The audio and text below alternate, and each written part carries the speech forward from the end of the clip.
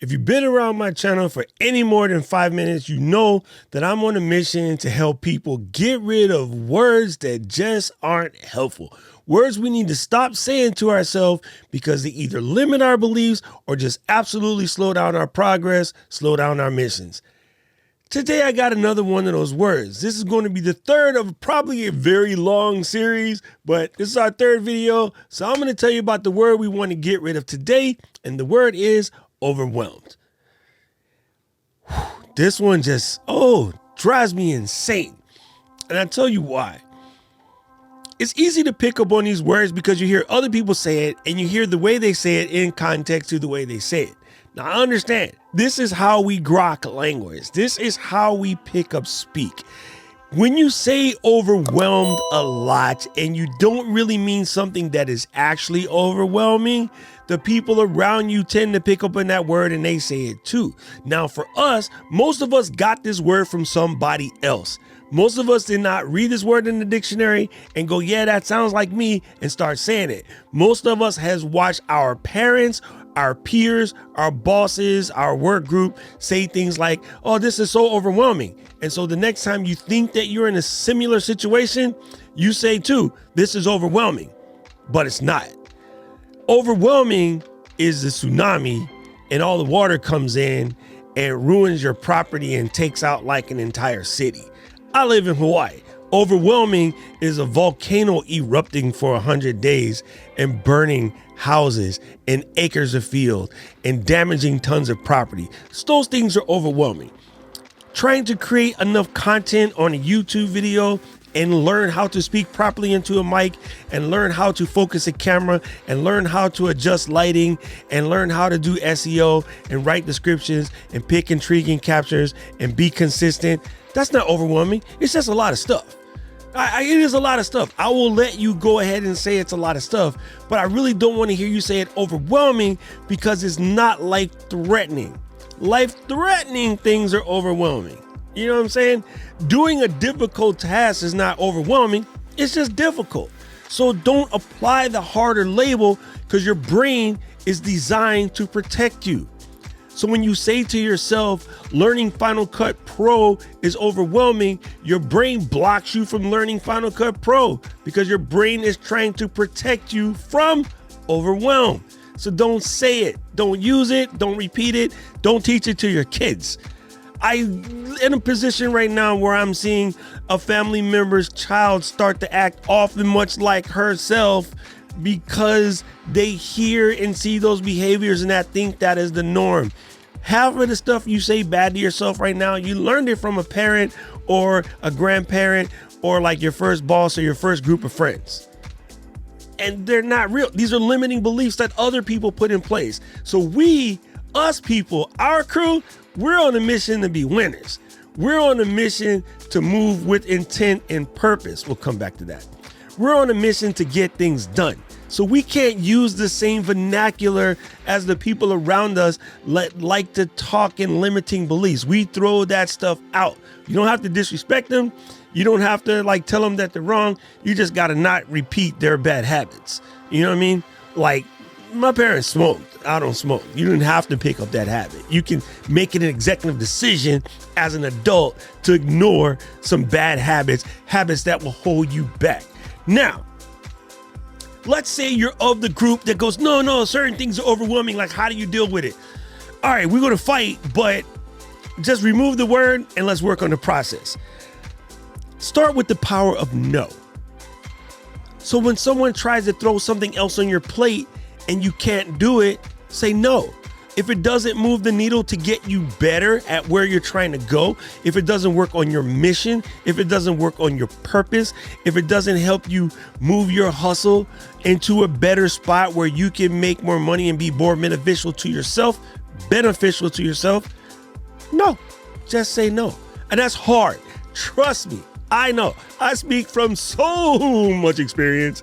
It is very hard to look someone you care about or a friend or somebody that counts to you sometimes and just straight up tell them, how about no? So learn the power of no. The second one is reset your priorities. I was explaining this to my people on the live stream. I am a die-hard Manchester United football fan. I am a die-hard college football fanatic, oblong, not round, and I'm a die-hard NFL oblong, not round football fan. So I like both footballs. Like the round football and the oblong football, absolutely love it.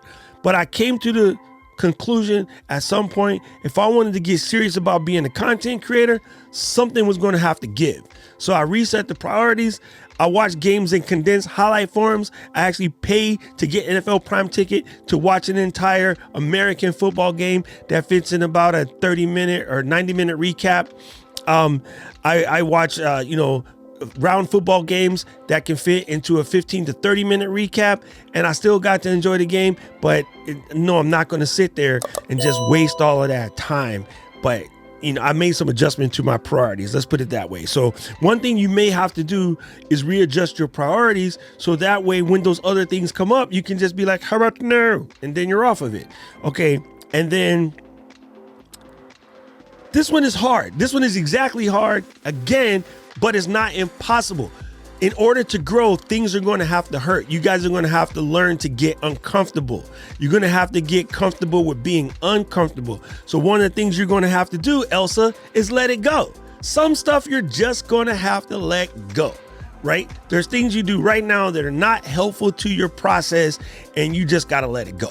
Like all the training in the world, read all the books you got to do, study what you got to study, but do whatever you have to do to let it go. You just have to let it go. Why? So that you can open up space for that good stuff to happen.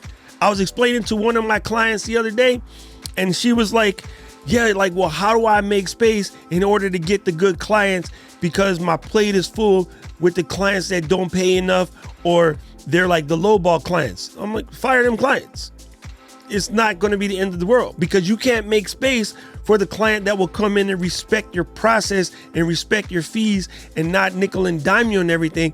You can't make space for them because you only have room in your world for 4 clients, and you have 3 of them occupied by grifters, if you will. I don't know what the proper term is, but occupied by lowballers. You got to remove them because you can't make any space for a better client. So sometimes you just got to, Elsa, let it go. Let it go. Yeah, one of those. Okay. Last thing. And I know this one is hard too, but again, I'm not here for easy. No one said this is going to be easy. This is going to be hard, but it's going to be helpful. Sometimes you just have to walk away.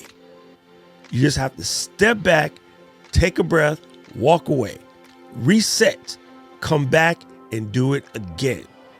There is no shame in walking away from something that seems all too much. Just back up a second, sometimes reset and knock it back out. Take smaller steps, take smaller chunks, take smaller process. If producing a video every week is becoming hard for you, I kind of don't want you to give up, but you back it up to once every 2 weeks.